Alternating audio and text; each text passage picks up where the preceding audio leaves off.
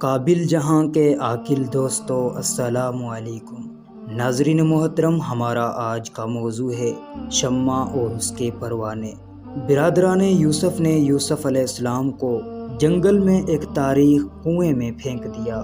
اللہ تعالیٰ نے آپ کو بچا لیا اور ایک خوش نصیب قافلے نے اس طرف سے گزرتے ہوئے کنویں سے پانی نکالنا چاہا تو حضرت یوسف علیہ السلام اس ڈھول کے ساتھ باہر آ گئے اور قافلے والوں کا ستارہ قسمت چمک اٹھا۔ یہ خوش نصیب قافلہ حضرت یوسف علیہ السلام کو مصر لے آیا، اور جب یوسف علیہ السلام کے مصر تشریف لانے کی خبر مشہور ہوئی تو 100 آدمی صبح ہی صبح سالار قافلہ کے مکان پر جمع ہو گئے۔ سالار قافلہ مکان کی چھت پر چڑھ کر بولا، لوگو تم یہاں کیوں آئے ہو؟ وہ بولے، آپ کے ساتھ جو کنعانی غلام ہے ہم اس کی زیارت کے لیے آئے ہیں۔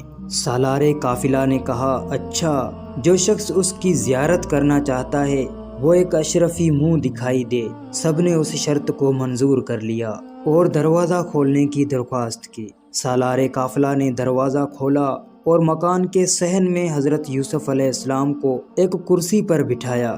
ہر شخص ایک ایک اشرفی حضرت یوسف علیہ السلام کے پیروں میں ڈال کر آپ کی زیارت کرتا تھا۔ اسی طرح 2 دن میں سالار قافلہ کے پاس ہزاروں اشرفیاں جمع ہو گئی۔ پھر تیسرے دن اس نے منادی کرا دی کہ جو شخص کنعانی غلام کو خریدنے کا ارادہ رکھتا ہو وہ آج مصر کے بازار میں چلا آئے۔ یہ منادی سن کر ہر ایک شخص آپ کی خریداری پر آمادہ ہو گیا اور سارا مصر آپ کو دیکھنے آیا، یہاں تک کہ پردہ والی عورتیں اور عبادت گزار بوڑھے اور سارے گوشہ نشین بھی آپ کی زیارت کے مشتاق ہو کر مصر کے بازار میں آ گئے، اور خود عزیز مصر بھی شاہی خزانے ساتھ لے کر خریدار یوسف بن کر آ گیا۔ عزیزو دوستو، اللہ کے مقبول اور انعام یافتہ حضرات مرجع خلائق ہوتے ہیں، اور یہ دنیا ان کے قدموں پر گرتی ہے اور ان کے طفیل دوسرے لوگ کھاتے ہیں۔ دوستو، اگر چینل پر نئے ہیں تو چینل کو سبسکرائب کرتے ہوئے گھنٹی کے بٹن کو لازمی دبائیں تاکہ ہماری آنے والی ہر ویڈیو آپ تک پہنچ سکے۔ فرقان علی کو دیں اجازت، اللہ نگہبان۔